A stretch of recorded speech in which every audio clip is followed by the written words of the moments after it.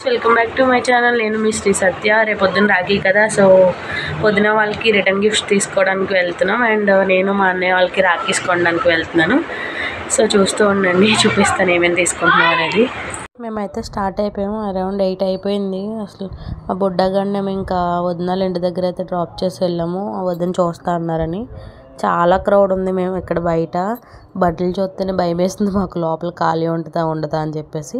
ఇదైతే రీసెంట్గానే ఓపెన్ చేశారనమాట. చిట్టి హీరోయిన్ వచ్చింది. సో ఓపెనింగ్కి ఆ రోజు మేము వెళ్ళలేదు. సో ఈరోజు ఇంకా ఆఫర్స్ ఉన్నాయంటే అని చెప్పేసి వెళ్ళామన్నమాట.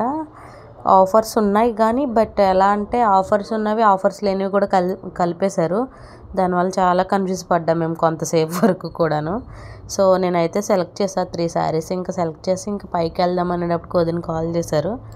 మీ వాడు ఎడ్ చేస్తున్నాడని ఇంకా శారీస్ ఒకటే తీసుకొని ఇంకా బయలుదేరిపోయాం. మేమైతే షాపింగ్ అయితే చాలా అంటే చాలా బాగుంది. రాజమండ్రిలోనే చూసాను ఎంత పెద్ద మాల్స్.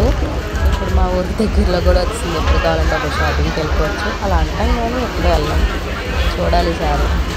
దారిలోనే అన్నయ్య వాళ్ళకి రాఖీస్ తీసుకున్నాను అనమాట. సో ఇక్కడ రాఖీస్ తీసుకుని ఇంటికి అయితే వస్తాం.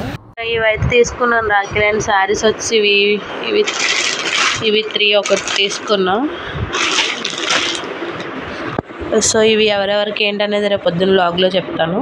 సో చూస్తూ ఉండండి. మీరైతే రాఖీస్ కోసం ఏమేమి రిటర్న్ గిఫ్ట్ తీసుకున్నారో కామెంట్ చేయండి. అండ్ అందరికీ హ్యాపీ రాఖీ. ఎందుకంటే నేను ఈ వీడియో పోస్ట్ చేసేటప్పుడు రాఖీ కూడా అయిపోద్ది. Thank you for watching.